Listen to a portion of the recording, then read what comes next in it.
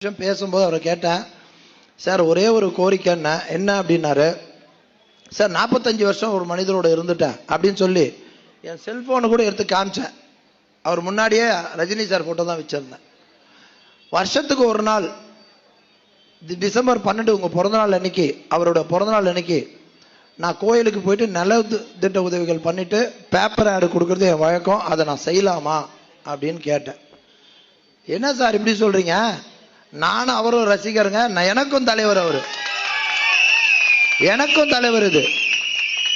அதனால அதெல்லாம் இங்கெல்லாம் கிடையாதுன்னு சொல்லி நீ ஸ்கிரீன்ல கூட அதே வச்சுக்கோங்கன்னு சொல்லி அப்படி சொன்ன அடுத்த நிமிஷம் இப்படியாப்பட்ட லீடர், பொறாமை இல்லாம எதிர்ப்பு இல்லாம யாரும் எதிர்க்காம அப்படி இருந்த ஒரு லீடர் தான் நம்மளுக்கு வேணும்ன்றனால துண்டை எடுத்து கையில கொடுத்து எனக்கு போடுங்க சார், உங்க கையால போடுங்க லீடர்னு சொல்லி தலையில போட்டுக்கிட்டு கட்சியில சேர்ந்தவன் நானு.